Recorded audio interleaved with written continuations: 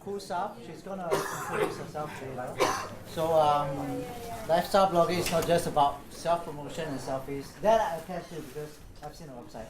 So, here's to you. Okay. Hi everyone. I actually don't usually present about all this, so I don't think that I am the expert or anything. I just write a lot, and I've been writing for a long time. So John was just asking me if I could come in and share. So the same thing, I expected like 15 people, and I thought it would just be an informal session, but it turns out there's quite a lot of people today. Yeah, so the topic was supposed to be quite funny, right? Because everybody expects lifestyle bloggers to just post selfies all day and yeah, nothing much else. But I really enjoy blogging, so I'm going to just share a couple of things that I've learned along the way, and hopefully you find something of value to you today. So I'm just gonna tell you that I'm not gonna do a writing workshop today.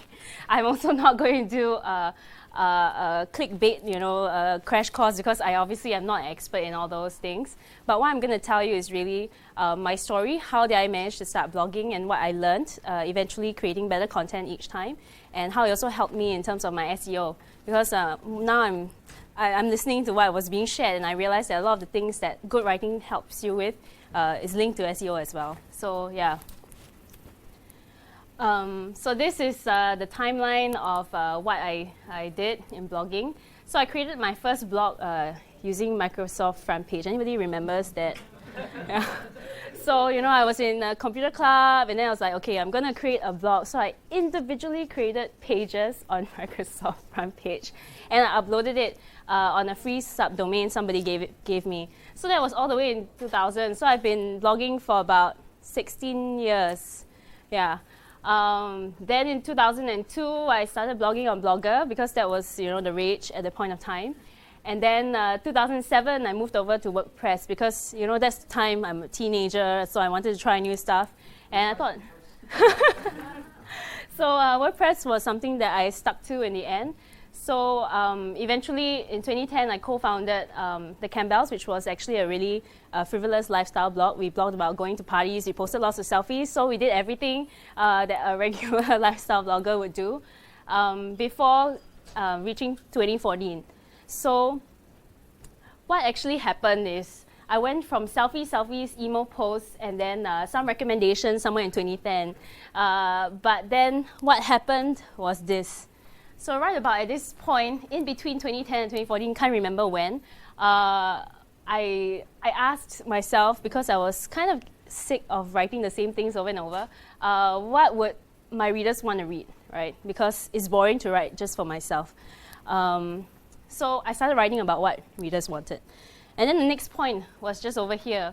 And then I got sick of blogging because I wrote what everybody else wanted to read, and I really didn't write anything that I wanted to write. So it was really tiring, and I just ended up writing every single day, but nothing of it was of importance to me.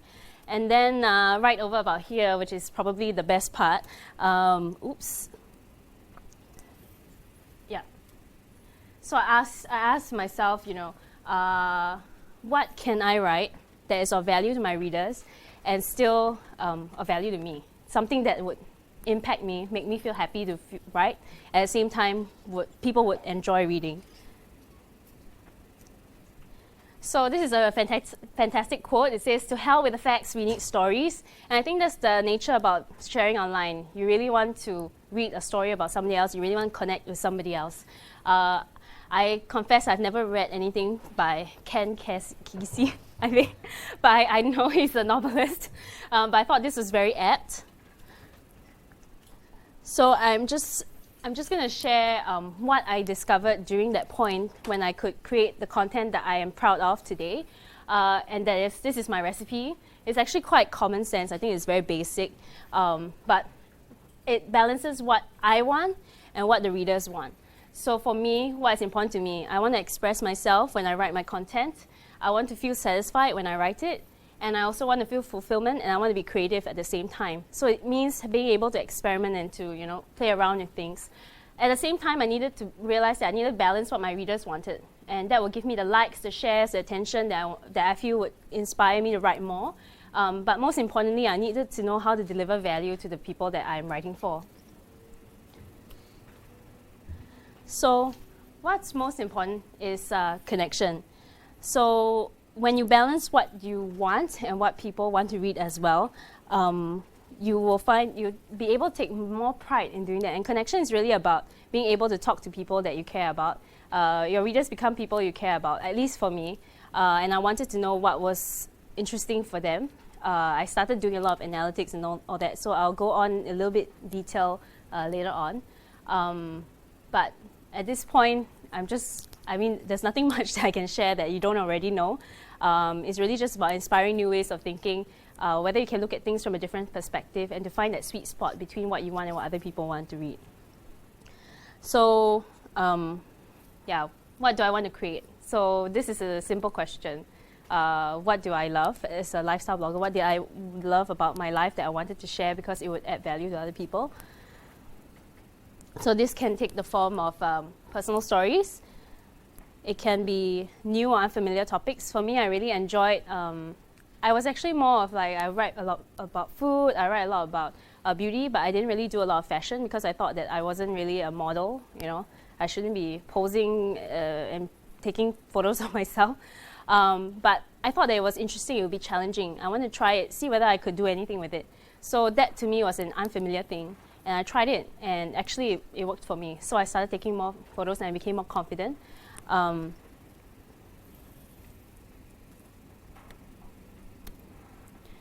also experimented a lot, so different ways of writing. I think initially when I blogged, I was a lot about what I did. So it was, I went here, I enjoyed this, I enjoyed that. Eventually it reached a stage whereby it was kind of boring, so I started doing different stories. How I share a lot more about my experience and how it might connect with somebody else. For example, if I blogged about a place to eat, I would think about what my experience was like when I was there, how other people would enjoy that experience as well, and try and bring that to life. So I'll use very simple words. I don't really use big phrases and so on, but I would just use short sentences, easy to understand sentences, and just explain how that felt to me. And I think that really worked because people would be more willing to connect. I also noticed that when I did this, a lot of people would not comment on the blog. I mean, who else here, has nobody commenting on your blog and you feel like you're writing to yourself? Yeah. But I got a lot of comments on Facebook when I shared the links. And then I realized people were reading it, but maybe they weren't really comfortable with commenting on my blog. But they were still interested in what I was writing. So that sort of gave me a little bit more idea of what I wanted to write again next time around. So obviously, I would still want to write about topics that I'm passionate about. So for me, this includes still beauty. I still enjoy beauty. But I started writing about lessons that I've learned. And surprisingly, things that I learned from my relationships, bad ones, good ones, my bosses, things like that. And people actually enjoy reading it. I mean, you never know what kind of topics will be great, right? You just experiment and you see if that works for you and if that makes you happy. And then I had to think about what did my readers like anyway. I mean, it's not very fun to write things and then have realized that there's only like one viewer who viewed the page, or there's no Facebook likes on it, or it's just pointless because why would you write if it's not to be read? So then I started doing research. I used Google Analytics. I went on to find out about keywords, things that people were interested in through my blog. Noticed that, okay, for example, my sharing on my relationship was one of the, better hit sites. And then I was thinking, why is it that people were interested in that? Is it because people like to read about relationships? And I realized it's not. It was actually more of that personal connection that they had with me when they read about my experiences. So that's when I realized that I could write about things with me, point of view, but it had to be something that people could also understand and identify with in their own lives. So that's how I started crafting all my stories. When I could see what I love doing and then what people love reading, I started to get a better picture of how I should write it, what's the tone of voice I would use, what is the kind of experience people are looking for, and so on. So I know this is like the, top thing to do now, doing listicles, like 5 things to do or 1,000 things to do in Singapore, when clearly there's no 1,000 things. But obviously people enjoy reading this, and for some reason it works, for most sites. So okay, listicles are great, but I think that would be pretty boring if I did listicles, because I don't think I could spend like 3 hours just putting pictures and like 2 sentences underneath each activity or each restaurant. It's just boring for me. So what I did was I realized I could do listicles also. Why don't I do something different with it? I could do it what I enjoyed doing. So I started thinking about angles. So readers also like good photos. I think this is a given. A lot of people actually go onto a blog site just to look at photographs, and that's very demoralizing to people who write.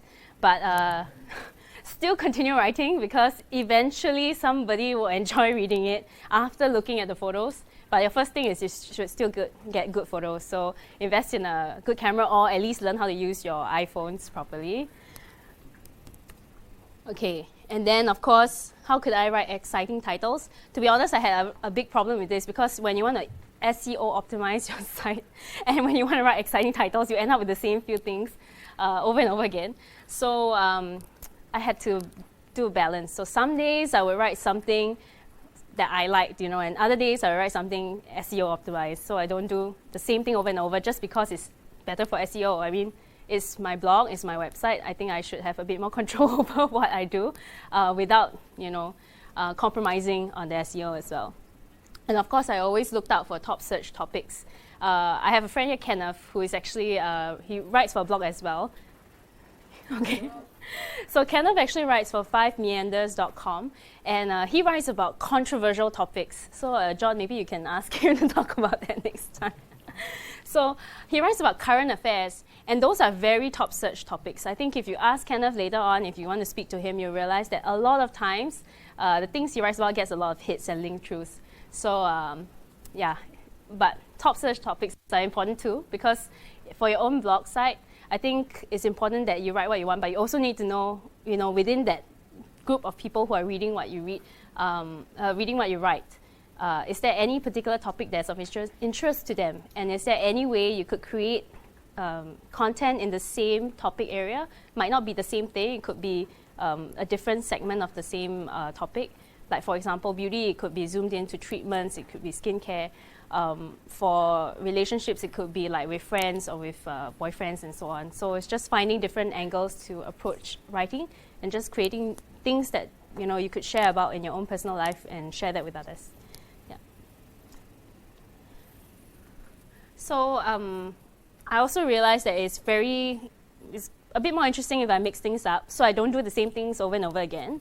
For example, maybe I do listicles and personal stories mixed into one. So instead of doing like 5 places to eat, I could do 5 places I had good memories at, or something like that. So something that could connect with other people when they go somewhere.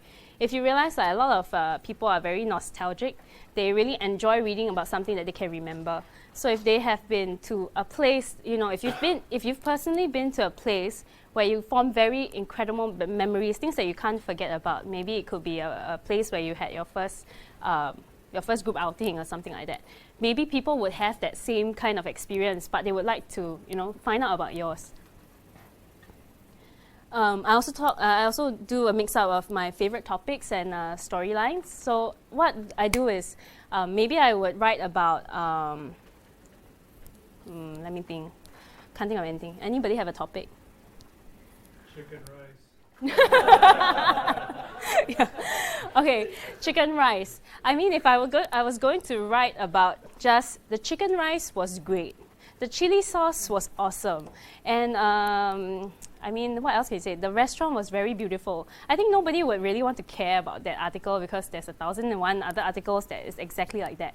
But what makes people want to read about it is because of my own experience there. Is it something that happened that caught my eye? Was it, an observation of the person, the people who eat there? Or is it something like, I don't know, what chicken rice means to me? I mean, it doesn't really matter. It's about finding out what your particular storyline is and sharing that together with your favorite topic. Yeah, so like I mentioned earlier, try something new and then have great photos with it. So maybe you've tried something, you're not really sure about what you can do that's different, but maybe you've never written about SEO. So maybe today after, Tommy's talk, you're suddenly like, oh, I'm so inspired, I'm going to share about SEO. Then okay, maybe a very challenging thing to do that would make you feel, more challenged would be to maybe have great photos with that. So how would you write an article that would be lifestyle, inverted commas, is actually to tell the story through the great photos. So it could be yourself looking through, I don't know, websites, and then it's a photo. I mean, the possibilities are endless. Of course, there's always the reviews, and these are always things that get you a lot of SEO search hits and stuff, because people are always looking about the same things. What is interesting to you is most likely interesting to somebody else. So if, for example, you have a review of a food place, I think food is the easiest for us to identify with.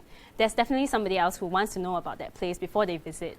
So writing a review, but can you add in an intriguing title? What is something that you don't know about, people would not know about the place that you could include in the title? I mean, it's about brainstorming different angles as well. So then another one is like, it could be your favorite topic and another popular topic, and you blend it together. So it could be relationships is one popular topic, but your favorite topic is where to eat. Then you would say where to eat with your boyfriend or your girlfriend or your mom or something like that. So, I mean, I'm just going to end quite quickly because I think there's only so much I can say about creating content. A lot of it is actually sitting down, running through and analyzing what you already have written, or, looking. In fact, the best way to learn is to look at other people. So other successful bloggers or other successful websites with great content. What is it that they're good at? A lot of the times you realize it's the same few things. It's a good title, it's a good quality of written work. It's not just a basic description. There's definitely something more emotional to it. And they're always that same few things. But how do they do it creatively? That's one thing that I always observe in other people's blogs, as well as what people are interested in when they read my blog. For example, if a particular blog post about my recent visit to a particular restaurant was more welcome, people enjoy sharing it, then I will look into it and I think about why people are sharing it. Is it because of the personal story I shared with it? Or is it because of the photos? Or is it just because people are from a particular area and they wanted to find out about it? So I go in and analyze my content. But at the end of the day, it's important not to lose the plot. I think if you are going to just write just to get read and you don't really care about yourself and what you like to do, then it kind of gets boring and you will definitely stop blogging. I mean, I've been blogging for 16 years, so I guess in some way, I was still able to enjoy what I do. And I guess it comes a lot of the time from the creative leeway I'm given. Because I run my own thing, I can do whatever I want with it. Also, this is something that I really have to share, is that readers don't know what they want until they see it. So, everybody will tell you, hey, you should write about this or that, or you shouldn't write this way because, I don't like it. Of course, you can take in the feedback. But I don't think people would know what exactly they wanted. And I'm sure you have clients, right? If you're in agency or anything, and they'll tell you that they want something like this. But in the end, they don't know what it is until they see something good. So I always believe that, at the end of the day, you should still stay connected with your vision. So if you have something that you visualize of that blog or of that website that you have, you should stick to it and not stray from it too much just because you want to pander to what people want to read. Yeah. So that's it. These are my blog sites. Twitter, Instagram, Facebook, LinkedIn. You can connect to me here. Obviously, I look a lot better in my profile picture, as everybody. Yeah, so if you have any questions, you can feel free to ask me, but I don't think there's a lot of questions. It's quite a straightforward topic. Oh, yes. Actually, I blog about books. Yeah. So I think most Singaporeans don't read because I can track the number of. Because I link to because I promote my WordPress blog on Facebook, so I can see that when I blog about fiction, I get about five hits only on Facebook, and then if I blog about finance, maybe at 20 plus. Mm-hmm. But I blog about relationship, then maybe 50 plus. Yeah. And the irony is that no one on Facebook actually liked my post on romance. They're secretly clicking. They're secretly clicking. At least they're secretly clicking, and at least they're reading the post. I think that there are certain topics that you're very passionate about, which actually people would not automatically want to read about it. Books, unfortunately, is one of those things. I think you blogged about history as well. I think maybe depends. I'm not sure if that's going to be popular for most people. But so my question is, I'm quite happy doing what I'm doing now, although the view count is not good. But how do you find the balance?